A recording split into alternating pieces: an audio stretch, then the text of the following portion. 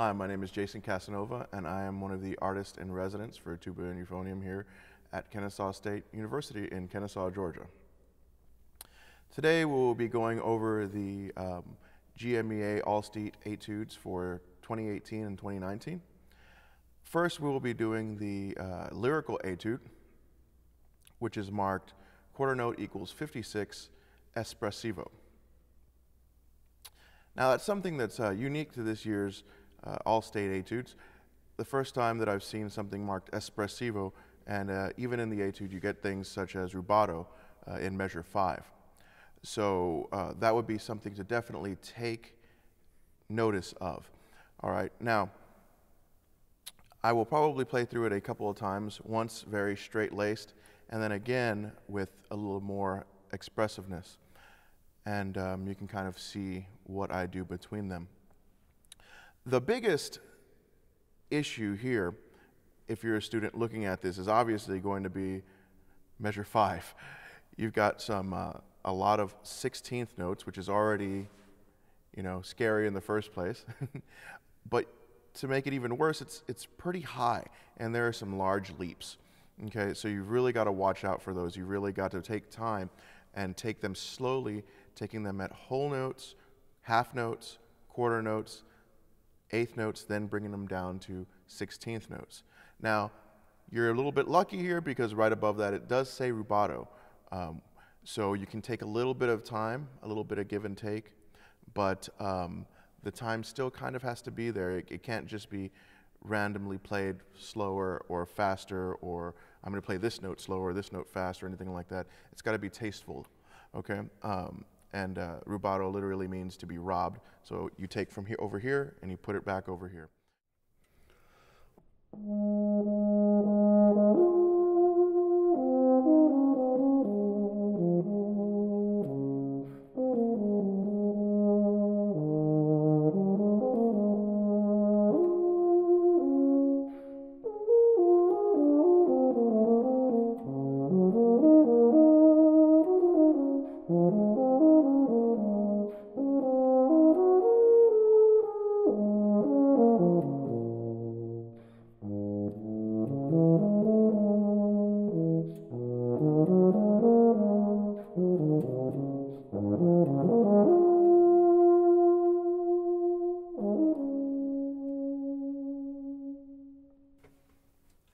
That was the first time I took a little bit of time in between the downbeat of measure 5 to where I started the rubato section. Just a little bit of space in between, which I would recommend whether you're doing it pretty straight-laced or with the more espressivo aspect of it.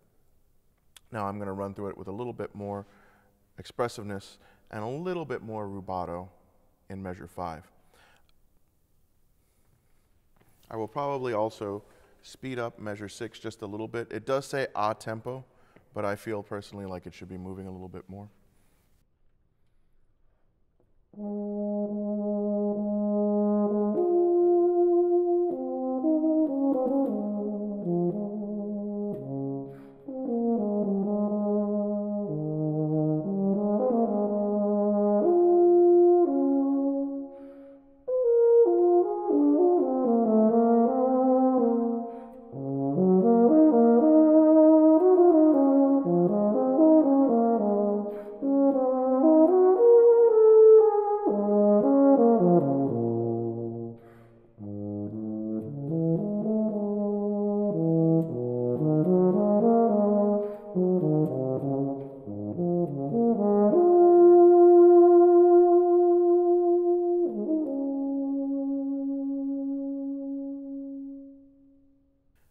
Also, make sure that in measure 10 of this etude, you really take special care of paying attention to all of the accidentals that are in measure 10 and 11. Because if you're not paying attention and you're not making sure you're playing all the right notes, a lot of students will miss them and it'll sound really weird. Next up, the technical etude. It is marked con vivo. So the biggest thing to watch out for in this etude are all of the articulations. There are some tricky articulations. Between the slurs, between notes, and the accents that are all over the place, it's very tricky. There are a lot of slurs that are in spaces that you would like them not to be, obviously. And that's them, wanting to make sure that you're watching or reading everything. So really don't go into those pitfalls. Some more spots to look out for. Measure 7, obviously. You've got some eighth notes with some 16th rests in there, and some dotted eighth notes with 16th notes. Make sure that you're really subdividing and counting those out right. Also, the pitch relationships between notes aren't always as audible as you would like them to be, so you really have to take time, once again, to slow down the notes, and play through them very slowly. Again, whole notes, then half notes, then quarter notes, eighth notes, then what the rhythm is written. And so you're looking at measure 7, and you're also looking at measure 15 as well. You've got some really crazy jumps there, from high G to D, high B flat, back down to G, then down to D. It's pretty intense. So really, really take your time and spend some slow time prepping that. Also, make sure to watch out for the retard in measure 12,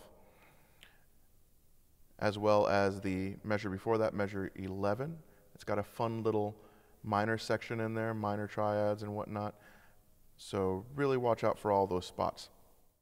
Another thing to watch out for is the transition between measures 8 and 9. If you notice, beat 4 has a tenuto mark on it, meaning full length value, and it's also in the mezzo forte dynamic. Beat 9 starts the mezzo piano dynamic. It's almost like a subito mezzo piano. So I would even say maybe take it a little bit softer than mezzo piano, maybe a piano, just to show the contrast in the dynamic.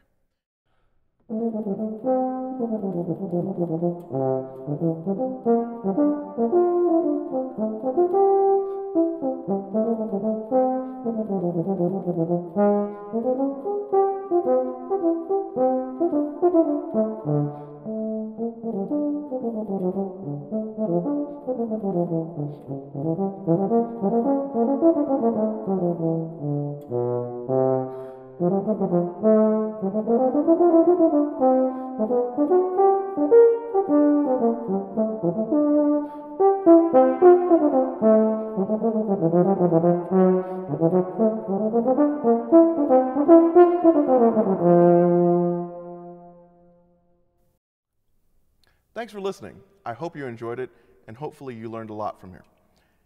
If you'd like more information about Kennesaw State University and the School of Music, please feel free to visit the website here.